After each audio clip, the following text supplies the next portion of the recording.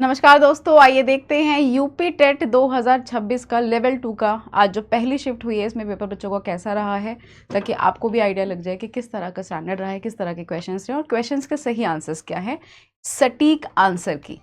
तो चलिए सबसे पहले बात करेंगे, ठीक है, सेक्शन को स्टार्ट करने की। और ये रहा आपका क्वेश्चन पेपर और यहाँ क्वेश्चन नंबर 61 से है हमारा इंग्लिश का सेक्शन, ठीक है, जिसमें 61 में पूछा गया है कि एब्स्ट्रैक्ट नाउन कौन सा है गिवन सेंटेंस में से, और ऑप्शंस में से जो काइंडनेस है वो क्या है, आपका एब्स्ट्रैक्ट नाउन है, ठीक है। अगला क्वेश्चन 62 में पूछा गया है select the sentence containing a correctly reciprocal pronoun. तो रेसिप्रोकल प्रोनाउन होता है ईच अदर और वन अनदर, हमें बी ऑप्शन में ईच अदर दिखाई दे रहा है, ठीक है। उसके बाद आ जाते हैं हम अगले क्वेश्चन पर, क्वेश्चन नंबर 63। क्वेश्चन नंबर 63 में पूछा गया कि ये बताइए choose the correct sentence with N appropriate conjunction indicating purpose, जिसमें पर्पस दिख रहा हो, और पर्पस वाला जो है अपना यहाँ पर बैठता है आपका ऑप्शन नंबर 3, ठीक है, ऑप्शन नंबर 3, क्योंकि इसमें लिखा है सो दैट, ताकि वो ये कर सके, ठीक है। अगला आ जाता है क्वेश्चन नंबर आपका 64, एंड क्वेश्चन नंबर 64 और 65 को साथ में देख लेते हैं। क्वेश्चन नंबर 64 कहता है select the sentence containing the correct use of a preposition with a noun, यानी कि प्रेपोजिशन और नाउन साथ में होने चाहिए, ठीक है। यहाँ पर एक्सेप्शन जो है आपका नाउन है जिसके साथ में प्रेपोजिशन लगा है, और एक्सेप्शन के साथ में टू लगाया जाता है फिक्स प्रेपोजिशन, ठीक है। अगला क्वेश्चन आपसे पूछा गया है choose the correct word, choose the word correctly formed from the root word to fit the sentence, ठीक है। और यहाँ पर अथॉराइज या अथॉरिटी से रिलेटेड आपके पास क्या है, 4 वर्ड्स दिए हैं। The manager objected to the authorised disclosure, क्या हो जाना चाहिए यहाँ पर आपका, ऑथराइज या फिर अनऑथराइज, यही हो सकता था, ऑथराइज है नहीं तो क्या हो जाएगा, अनऑथराइज, हमें यहाँ पर एडजेक्टिव की नीड थी। चलिए क्वेश्चन नंबर देखेंगे 66। क्वेश्चन नंबर 66 क्या कहता है कि एसेंड वर्ड का एंटोनिम बताइए। तो एसेंड यानी कि असेंडिंग, डिसेंड यानी कि डिसेंडिंग, तो असेंड का ऑपोजिट क्या हो जाएगा आपका, डिसेंडिंग हो जाएगा, यानी कि डी ऑप्शन। नेक्स्ट क्वेश्चन में आपसे पूछा गया है एक्टिव पैसिव, और एक्टिव पैसिव में जो स्टेटमेंट है हमारे पास वो है पीपल बिलीव, लोग ऐसा मानते हैं, तो क्या हो जाएगा भाई, लोग ऐसा मानते, it is believed by people, है ना, ये हो सकता है। चलिए people believe that the scientist discovered a rare element, ये है आपका स्टेटमेंट। तो it is believed by people that a rare, यहां होना चाहिए था that a rare element discovered, नहीं, ये तो नहीं हो सकता है। The scientist is believed, scientist पर भरोसा किया जाता है, नहीं, यहां क्या है भाई, scientist is believed to have discovered, ठीक है। और सी ऑप्शन है आपका scientist is believed, scientist was believe discovering, तो बेस्ट ऑप्शन जो हमें दिखाई दे रहा है वो है इसका डी ऑप्शन, ठीक है। क्वेश्चन नंबर 68 पर चलते हैं। क्वेश्चन नंबर 68 क्या कहता है, क्वेश्चन नंबर 68 में हमें बताना है कि परसू का कौन सा फॉर्म यहाँ पर यूज होगा। The speaker's argument lacked sufficient evidence and therefore failed to, verb चाहिए हमें यहाँ पर, है ना, टू के साथ वर्ब का first form persuade the audience. Next question पर आ जाइए, ये आपके वोकैबुलरी जो लास्ट डे मैंने आपकी कराई है वोकैबुलरी, ठीक है, जिसमें आपके 2 दिन 200 क्वेश्चंस वाली वो क्लास थी, उसमें भी ये वर्ड लिखा था, मैंने कहा था कि वोकैबुलरी हमारी क्लास से बाहर नहीं है, ये देख लीजिए, लैकोनिक जिस पर शब्द कम होते हैं बोलने के लिए, और हमें इसका सिनोनिम बताना है, तो क्या हो जाएगा, कंसाइज हो जाएगा।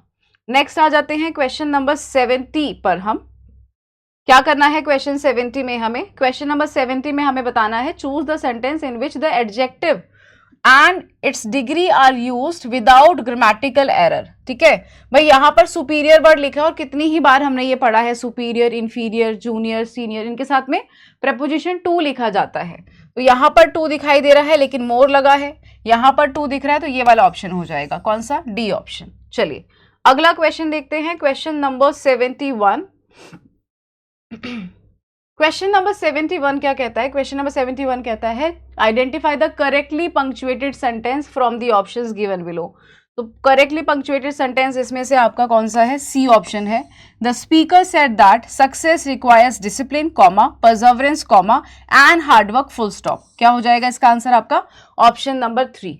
72 पर देख लेते हैं, ऑडेशियस कितनी बार बताया है, ऑडी में बैठने वाला इंसान कैसा होता है, बहादुर होता है, ब्रेव होता है, तो सिनोनिम में क्या हो जाएगा भाई, बोल्ड हो जाएगा, है ना, क्या हो जाएगा, बोल्ड हो जाएगा।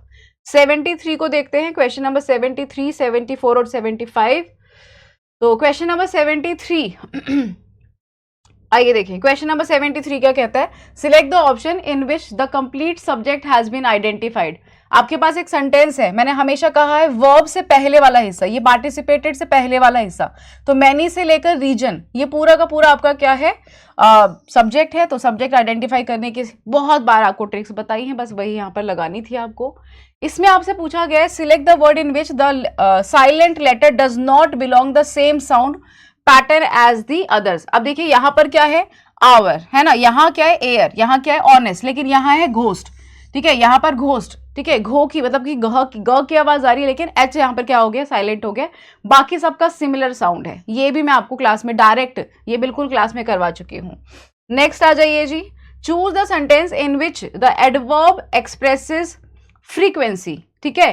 तो येस्टरडे बताता है टाइम, ठीक है भाई, आउटसाइड बताता है प्लेस, ठीक है, नियर बाय भी प्लेस बताता है, और ऑफ्टन क्या बताता है भाई, अक्सर, क्या हो जाएगा इसका आंसर आपका डी, ठीक है, फ्रीक्वेंसी यानी कि कितनी बार काम हो रहा है लगातार। चलिए अगला क्वेश्चन देखते हैं, क्वेश्चन नंबर 76 क्या कहता है। क्वेश्चन नंबर 76 कहता है कि you must complete the assignment today. The verb must, must क्या है भाई, सबको पता है कि मॉडल वर्ब है, क्या हो जाएगा, मॉडल ऑक्सिलरी वर्ब। नेक्स्ट आ जाइए 76 के बाद 77 पर। 77 में हमें क्या दिखाना है करके, 77 में हमें बताना है कि इनमें से किस में पोलाइट रिक्वेस्ट की जा रही है। तो काइंडली के बाद में डायरेक्टली लैंड आना चाहिए था, है ना, kindly land me your notes for a day, ठीक है, काइंडली टू लेट नहीं हो सकता, काइंडली के बाद डायरेक्टली वर्ब का फर्स्ट फॉर्म, क्योंकि ये सेंटेंस कैसा बनता है, इंपैरेटिव बनता है। चलिए नेक्स्ट आ जाता है, select the option in which the gender transformation is grammatically incorrect. तो सुल्तान का होता है सुल्ताना, और यहां लिखा है सुल्ताने, क्या हो जाएगा आंसर इसका, ऑप्शन नंबर 1। चलिए 79 को देखते हैं जरा, 79 में क्या लिखा है, 79, 80 और 81। चलिए ये तीनों साथ में हो जाएंगे जी। The director stated that dash failing to comply with, कोई भी अगर, है ना, किसकी बात करें, कोई भी अगर फेल होता है, रेगुलेशंस को फॉलो नहीं करता है, वुड नॉट बी परमिटेड, उसको परमिशन नहीं मिलेगी, कोई भी की बात कर रहे हैं तो एनीवन हो जाएगा। नेक्स्ट आ जाते हैं, यहां पर पूछा गया choose the correct interrogative sentence from the given option. तो आप चारों सेंटेंसेस को जरा ध्यान से देखिए, यहां लिखा है हैड सबमिटेड और यहां लिखा है येस्टरडे, ठीक है भाई, डिड सबमिट येस्टरडे। चलिए हैव सबमिट येस्टरडे, देखिए हैव के साथ तो नहीं बन सकता है, क्योंकि आपको पता है कि पास्ट जो है वो कभी भी किसके साथ नहीं फॉर्म होती है, आपके प्रेजेंट के साथ में फॉर्म नहीं होती है। और यहाँ पर डिड के साथ में हैव और सबमिटेड लिखा है, ये भी गलत हो गया। अब इन दोनों में से देखना है हमें, had the student submitted the assignment yesterday, did the student submitted, क्योंकि येस्टरडे लिखा हुआ है और ये मैं आपको करवा भी चुकी हूँ कि जो इस तरह के वर्ड्स होते हैं, एगो हो गया, पास्ट हो गया, है ना, लास्ट हो गया, येस्टरडे हो गया, ये बताते हैं पास्ट, कोर पास्ट को पास्ट इंडेफिनिट के अंदर यूज होते हैं। जब अपने टेंस पढ़ा था तो ये मैंने आपको करवाया भी था। चलिए आगे पूछा गया है, in the sentence she has been reading for 3 hours, the verb phrase has been reading represents, तो ये क्या है भाई, आपको दिख रहा है कि हैज बीन क्या है, आपका हेल्पिंग वर्ब है, और हेल्पिंग वर्ब को हम क्या कहते हैं, ऑक्सिलरी कहते हैं, और चारों में से सिर्फ एक में ही ऑक्सिलरी दिख रहा है, तो क्या हो जाएगा आंसर इसका, ऑप्शन नंबर 4 डी, ठीक है, finite main verb with auxiliaries. चलिए आगे बढ़ते हैं, क्वेश्चन नंबर 82 को देखेंगे जी। क्वेश्चन नंबर 82 में बोला गया है कि सही प्रेपोजिशन बताइए कि क्या होगी, किस वाले सेंटेंस के अंदर सही प्रेपोजिशन लिखी हुई है, ठीक है, select the sentence in which the preposition is use correctly जी। डेलिब्रेटेड के बारे में पूछा गया भाई, डेलिब्रेटेड के साथ में एट आएगा, अबाउट आएगा, ऑन आएगा या फिर ओवर आएगा, तो इसमें क्या आ जाना चाहिए था आपका, ओवर, यानी कि ऑप्शन नंबर 2, ठीक है। चलिए नेक्स्ट आ जाते हैं, क्वेश्चन नंबर 83। क्वेश्चन नंबर 83 में आपको फिल करना है सेंटेंस, और पूछा गया करेक्ट प्लूरल फॉर्म। तो क्राइटेरिया का प्लूरल, है ना, जो फॉर्म है वो प्लूरल ही होता है, क्राइटेरियन इसका सिंगुलर होता है, तो ऑप्शन सी हो जाएगा इसका करेक्ट आंसर। 84 को देख लेते हैं जरा, यहां पर आपसे पूछा गया है सही करेक्ट फॉर्म के अंदर कोरिलेटिव कंजंक्शन लगाए, तो आपको पता होना चाहिए कि नीदर की पैरिंग किसके साथ होती है, नॉर के साथ होती है, नीदर की पैरिंग विद के साथ नहीं होती, बट के साथ नहीं होती, एंड के साथ नहीं होती, तो पहला ही ऑप्शन इसमें आपका करेक्ट हो जाएगा। नेक्स्ट आ जाइए आपका 85 में आपको डायरेक्ट इनडायरेक्ट से क्वेश्चन है, और यहाँ पर लेटस लिखा है, और मैंने इसका शॉर्टकट आपको बताया था, क्या होता है, दे शुड होता है, ऐसा सेंटेंस जिसमें दे शुड लिखा होगा, तो यहाँ पर दे शुड दिख रहा है, और कहीं पर भी दे शुड नहीं दिख रहा है, तो ऑप्शन नंबर 1 ही इसका करेक्ट आंसर हो जाएगा। चलिए नेक्स्ट देखते हैं। नेक्स्ट में पूछा गया है कि which sentence uses an interjection correctly. इनमें से कौन से में इंटरजेक्शन दिख रहा है?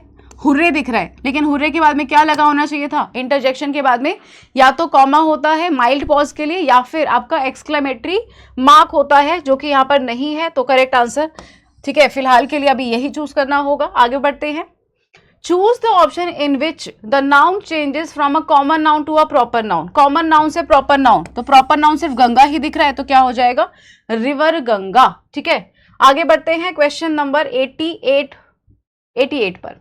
तो बच्चे ये आपका पैसेज है यहाँ पर जो गिवन है, और पैसेज से रिलेटेड आगे के क्वेश्चंस हैं, जरा देख लेते हैं। इन चार जो क्वेश्चंस बचे हैं, 3, इनके आंसर्स क्या होंगे। According to the passage, where was the industrialist when he heard a mystical experience? ठीक है, और यहाँ पर अगर आप देखें, यहाँ पर अगर आप पैसेज में देखें तो ये लिखा हुआ है, ठीक है, had a mystical experience कब? When he was meditating in his garden। तो क्या हो जाएगा इसका आंसर आपका? इसका आंसर हो जाएगा आपका ऑप्शन नंबर 2। ठीक है, option number 2, in his garden while meditating। ठीक है, ये कर देंगे इसका सही आंसर। अगला जो क्वेश्चन है उसको देखते हैं जरा। अगला जो क्वेश्चन है question number 89। According to the passage, passage के हिसाब से, what did the vision reveal about the journey the industrialist would undertake after his earthly life. तो इसका आंसर क्या हो जाना चाहिए था आपका? Option number 3। ठीक है, ऑप्शन नंबर 3 आप पैसेज में देख लीजिएगा। चलिए, और लास्ट क्वेश्चन है, why did the industrialist often weep in silence according to the passage. क्यों रोता था? क्योंकि, है ना, उसको क्या लगता था भाई? He longed for God and felt love. ठीक है, उसको भगवान से प्यार फील होता था, और आप देख भी सकते हैं लास्ट में ये बात लिखी भी है। ठीक है, कि उसको कैसा है, देखिए ये वाला तो क्वेश्चन ऑप्शन हो गया आपका 89 वाले का। ठीक है, क्वेश्चन 89 वाले का ये रहा। और अगर गॉड वाला स्टेटमेंट देखना हो तो, ठीक है, अनबेरेबल है हीट, ठीक है, no one give him umbrella to protect, बहुत सारी ऐसी चीज़ें लिखी हैं जिसकी वजह से आप समझ सकते हो कि क्या होना चाहिए इसका आंसर। ठीक है, और आगे लिखा भी हुआ है क्या? God was for God was so strong, वो इतना ज़्यादा स्ट्रॉन्ग था उसके लिए। फॉर ही वुड वीप, है ना, रोता था साइलेंस में, with tears of love and longing. किसके लिए? भगवान के लिए। तो ये हो जाएगा आपका लास्ट वाला क्वेश्चन, यानी कि क्वेश्चन नंबर 90। ठीक है, क्वेश्चन नंबर 90। तो इस तरह से, ठीक है, इस तरह से आपके क्वेश्चंस के करेक्ट आंसर्स मैंने आपको बता दिए हैं। अगर मैं एग्जाम के स्टैंडर्ड की बात करूं कि पेपर का स्टैंडर्ड कैसा रहा, तो भाई मुझे तो ये एकदम ही इजी लगा है, इजी टू मॉडरेट। ठीक है, मॉडरेट कहना भी थोड़ा सा गलत ही होगा। अगर बच्चों ने, आप में से किसी ने भी लगातार क्लासेस ली थी, या सिर्फ प्रैक्टिस सेट भी किए थे, बैच भी नहीं लिया था, सिर्फ प्रैक्टिस सेट भी किए थे, तो इसमें 29-30 बहुत आसानी से लेकर आ सकते थे। चलिए, आगे मिलेंगे अगले सेशन, यानी कि अगली शिफ्ट और उसके आंसर की में। नमस्कार।